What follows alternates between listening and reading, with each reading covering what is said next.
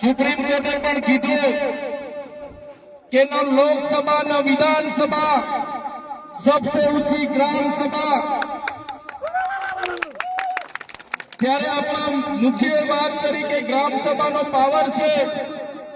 અનુસૂચિ 5 વિસ્તારમાં ગ્રામ સભાની પરવાનગી લેવી પડે આ વિસ્તાર 1996 અંતર્ગત આવે છે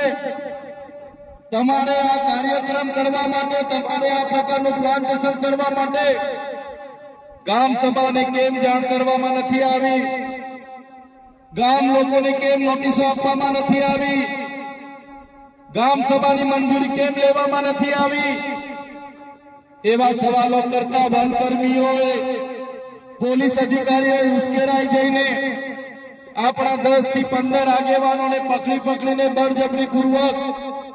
અહીંથી પોલીસ સ્ટેશને લઈ જવા માટેના પ્રયાસો કર્યા ત્યારે ગામના લોકો એમને છોડાવવા માટે આગળ આવ્યા ગામ લોકો છોડાવવાનો પ્રયાસ કર્યો ત્યારે પોલીસના અધિકારીઓએ પૂર્વ આયોજિત કાવતરા મુજબ એ લોકોએ ગામના લોકોને દોડાવીને લાઠીચાર્જ કર્યો હમણાં જ ગામના મુખીએ ગામના સરપંચો એમને ગામના પોલીસ પટેલે મને કીધું કે લગભગ 32 થી 35 લોકો ગંભીર રીતે ઘવાયેલા છે એમને ઈજાઓ પહોંચી છે અને એ લોકો પોલીસના ડરના કારણે સરકારી દવાખાનામાં નથી ગયા પણ ઔષધિઓની દવા કરે છે દેશી દવા કરે છે અને આજે પણ એ લોકોની સ્થિતિ ખૂબ જ ગંભીર છે ત્યારે મિત્રો સવાલ એ થાય છે કે આ પ્રકારની સૂચના કોણે આપી પોલીસને કયા ભાજપના નેતાઓએ પોલીસને મોકલ્યા કયા ભાજપના નેતાઓના ઈશારે લાઠીચાર્જ થયો કયા ભાજપના નેતાઓના ઈશારે અહીંયા 27 જેટલા ટીયર ગેસ છોડવામાં આવ્યા અને કયા ભાજપના નેતાના ઈશારે અહીંયા 50 થી પણ વધારે રાઉન્ડ ફાયરિંગ કરાવવામાં આવ્યું આ ફાયરિંગમાં નાસભાગ કરતા ઘણી માતાઓ ઘણા બહેનો ઘણા વડીલો ઈજા પામેલા છે ત્યારે સાથીઓ આપણો આદિવાસી સમાજ સંવિધાન અને સંવાદમાં માનનારો છે આપણા લોકોએ સંવિધાનની વાત કરી સમાજની વાત કરી અને વન અધિકારીઓ અને પોલીસ અધિકારીઓએ એમનો સત્તાનો ઉપયોગ કર્યો ભાજપના નેતાઓના ઈશારે આપણા લોકોને ડરાવવાનો ધમકાવવાનો ઉપયોગ કર્યો આપણા લોકો પર લાઠીચાર્જ કર્યો ત્યારે આ ભાજપની સરકારને એમના એસપી ને એમના ડીવાયએસપી ને એમના ડીસીએફ ને આ ચૈતર વૈસાવા કહેવા માંગે છે અમે આદિવાસી લોકો સંવિધાનમાં માનનારા છે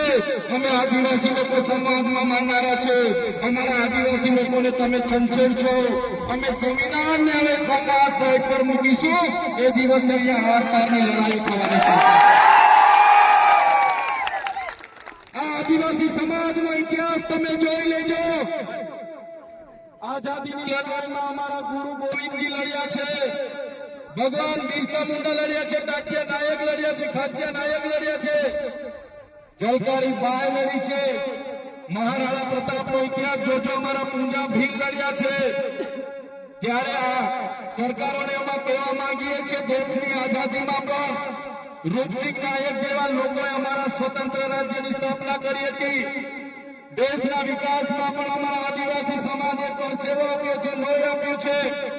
દેશના વિકાસમાં જ્યાં ડેમોની જરૂર પડી અમારા લોકો વિસ્થાપિત થયા છે કોરિડોરની જરૂર પડી અમારા લોકો વિસ્થાપિત થયા છે નવા નેશનલ હાઈવે બનાવવા અમારા લોકો વિસ્થાપિત થયા છે એરપોર્ટ બનાવવા માટે અમારા લોકોએ જમીનો આપી છે જળ જંગલ અને જમીનો પર રહેનારો અમારો મૂળ માલિક આજે પોતાના સમાજ સાથે આજે ગામથી પોતાની સંસ્કૃતિથી પોતાની પ્રકૃતિથી છીનબીન થઈ ગયો છે આટલું બધું કર્યા પછી પણ અમારા લોકોને તમે રંજાડવાની વાત કરશો તે દિવસે અમે તીરકાંઠા નથી ચલાવ્યા 13 તારીખે અમે ભાલાપાલિયા નથી ચલાવ્યા પણ અમારી માતા બહેનોને હેરાન કરવામાં આવશે આવનારા દિવસોમાં તીરકાંઠા પણ ચાલશે ને ભાલા અમે વિકાસના સાથે અમારે કોઈ નિસ્બત નથી વિકાસનો અમારે કોઈ વિરોધ નથી